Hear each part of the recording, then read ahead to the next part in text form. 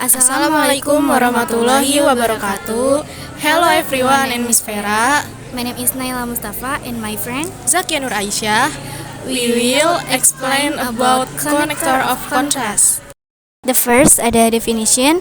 Jadi connector of contrast berfungsi untuk menghubungkan dua kalimat yang bertentangan. Contoh connector of contrast yaitu talk, I'll talk, even if, even talk, despite or in spite the fact that, however, and nevertheless.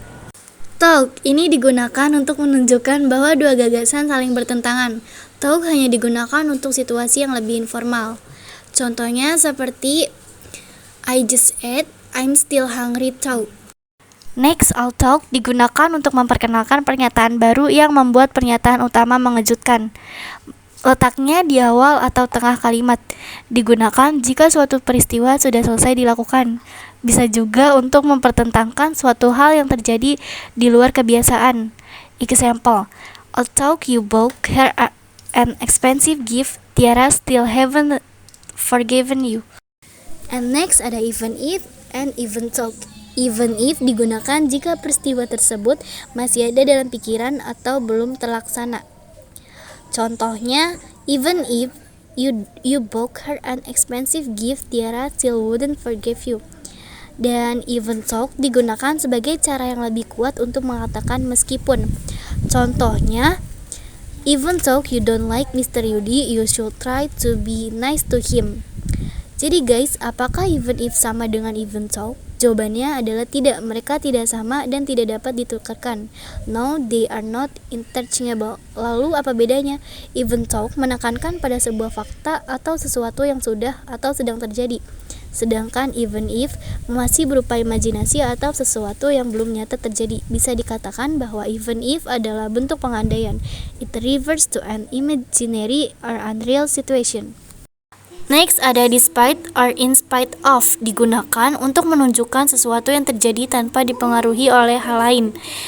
Gunakan kata despite dan in spite of yang selalu diikuti kata benda, kata ganti pronoun, and present participle, verb ing. Oleh karena itu mereka diklasifikasikan sebagai proporsi. Contohnya seperti I can manage to stay careful despite everything. Next, however, digunakan jika konflik yang terjadi dapat diprediksi sebelumnya. Example, that man has much money, however, he is not happy at all.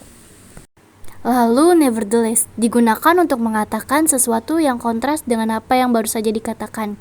Artinya sama dengan namun, tetapi penggunaannya bersifat lebih formal. Digunakan untuk hal yang mengejutkan atau tidak biasa. Contohnya, the place was so beautiful, nevertheless, we did not want to spend our holiday in her. Next ada whereas. Whereas digunakan untuk membandingkan dua hal yang sama sekali berbeda. Example, chicken meat is white, whereas cow meat is red. Kemudian ada on the other hand. It is used to say something that is different from the first thing mentioned. Example, we had no money, but on the other hand, we were very happy. Next ada otherwise, digunakan untuk menunjukkan apa akibatnya jika hal atau kondisi yang disebutkan sebelumnya tidak terjadi. Example, walk slowly on the ice, otherwise you'll fall. Selanjutnya ada instead, artinya menggantikan sesuatu atau orang lain. Example, there is no chocolate now, I can give you some sugar instead. Next ada nonetheless, digunakan untuk menghubungkan dua pemikiran yang kontradiktif. Example, he worked with very little salary but he was happy with his job nonetheless. Kemudian ada yes or but, digunakan untuk menambahkan pernyataan yang berbeda dari apa yang Anda katakan sebelumnya. Example, they heard us but they did not understand what we said. Selanjutnya ada while, memiliki arti sementara, selagi, atau sedangkan. Example, while Kennedy was in London, he went to see Susan. The last ada unless, memiliki arti kecuali jika. Example, I can buy a new phone unless I get a job.